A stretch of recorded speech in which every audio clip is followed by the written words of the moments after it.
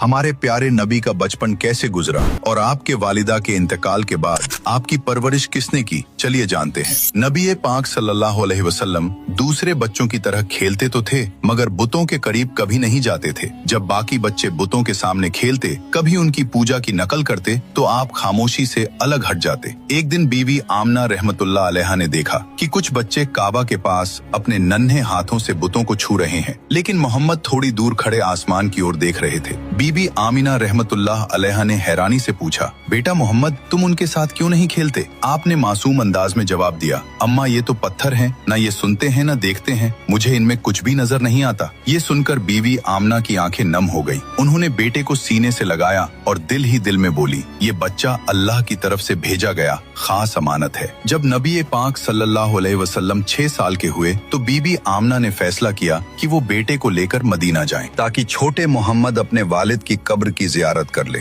आप दोनों काफिले के साथ मदीना के लिए चल दिए। सफर आसान नहीं था, रेगिस्तान की तपती धूप, ऊंटों की सवारी और लंबी दूरी, मगर मोहम्मद सल्लल्लाहु अलैहि वसल्लम की आंखों में अजीब सा सब्र और हौसला था। वे मदीना में तकरीबन 1 महीने ठहरे। रिश्तेदारों से मुलाकात हुई। जब वालिद के कब्र पर पहुंचे तो बीबी आमना ने कहा, बेटा यही तुम्हारे वालिद की कब्र है, वो तुमसे बहुत मोहब्बत करते थे। हुजूर सल्लल्लाहु अलैहि वसल्लम खामोशी से कब्र के पास खड़े रहे। मासूम आंखों से आंसू बहते रहे मगर जुबान से कोई लफ्ज न निकला। मदीना से वापसी पर काफिला अब्वा नाम की जगह पहुंचा। वहीं अचानक बीबी आमीना रहमतुल्लाह अलैहा बीमार पड़ गई। बीमारी इतनी बढ़ गई कि चलना फिरना भी मुश्किल हो गया। उन्होंने अपने बेटे को सीने से और कहा, बेटा मोहम्मद, शायद अब मैं तुम्हारे साथ न रह सकूं, मगर याद रखना तुम कभी अकेले हो, अल्लाह तुम्हारे साथ है। तुम्हें वो जिम्मेदारी मिलेगी जो दुनिया में आज तक किसी और को नहीं मिली। 6 साल के छोटे मोहम्मद सल्लल्लाहु अलैहि वसल्लम की आंखों से आंसू बह रहे थे। कुछ ही देर के बाद बीबी आमना रहमतुल्लाह अलैहा की रूह परवाज कर गई।